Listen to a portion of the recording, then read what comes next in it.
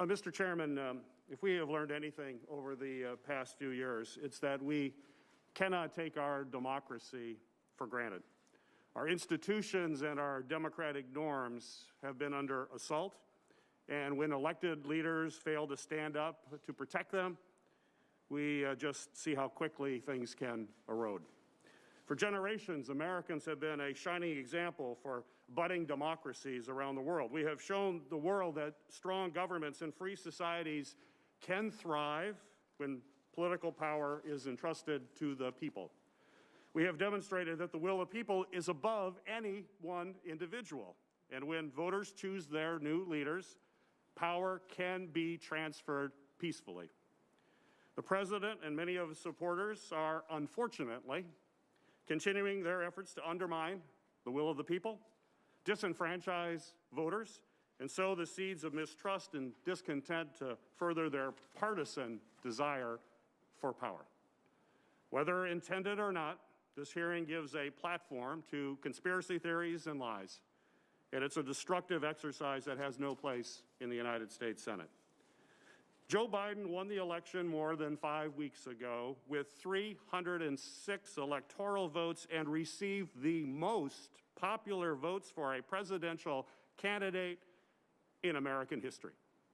All 50 states and the District of Columbia have certified those results. The Electoral College met Monday, and all affirm that Joe Biden will be the president on January 20th, 2021.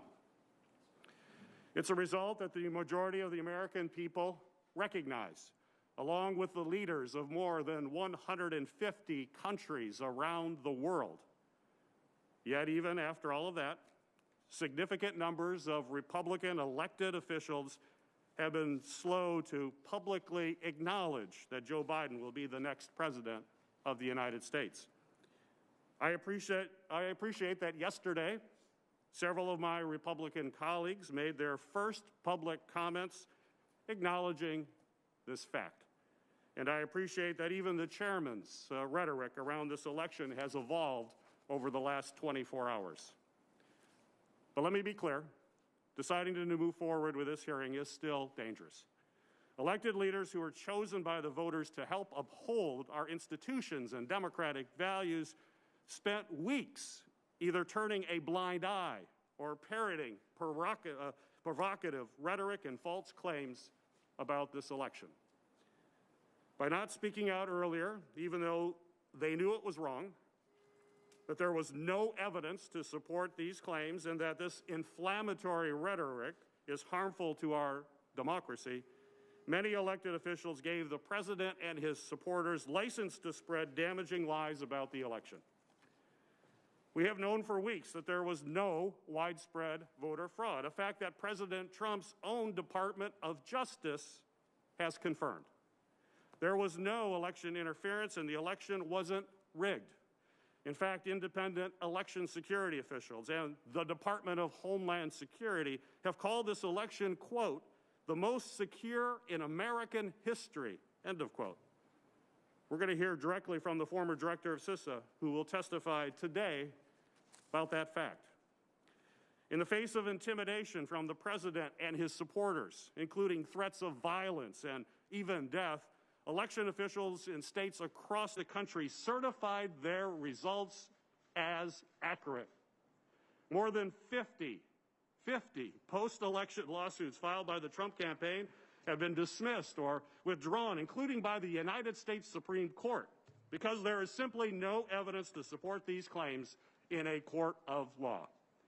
And despite the title of today's hearing, there were no widespread election irregularities that affected the final outcome. These claims are false, and giving them more oxygen is a grave threat to the future of our democracy. Now, I understand the chairman's desire to ensure our elections run smoothly, and I agree that we need to restore faith and trust in our election process. But I'm concerned that today's hearing will do more harm than good by confusing a few anecdotes about human error with the insidious claims the president has aired. Mistakes do happen in elections, but there is a difference between a clerk making an error that gets caught and corrected during routine audits and calling the entire election fraudulent or stolen when there is no evidence just because you do not like the outcome. Amplifying these obviously false narratives about fraud or irregularities corrodes public trust. It threatens national security, and it weakens our democracy and our standing around the world. Every time the president or his followers make these false claims, they destabilize our relationships with our allies and allow authoritarian adversaries to undercut American democratic leadership around the globe. Democracy and a free society are not guaranteed. We have seen democracies around the world crumble because of similar words and actions.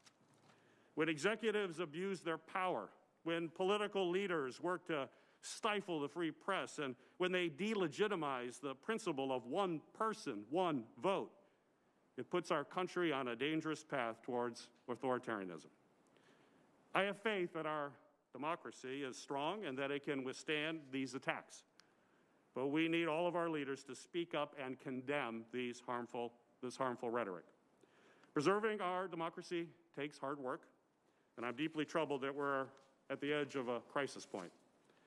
Now is the time for American patriots who love this country to say enough is enough. Now is the time for patriots to put our nation's founding ideals first during a time when American democracy needs the strongest defense that we can give.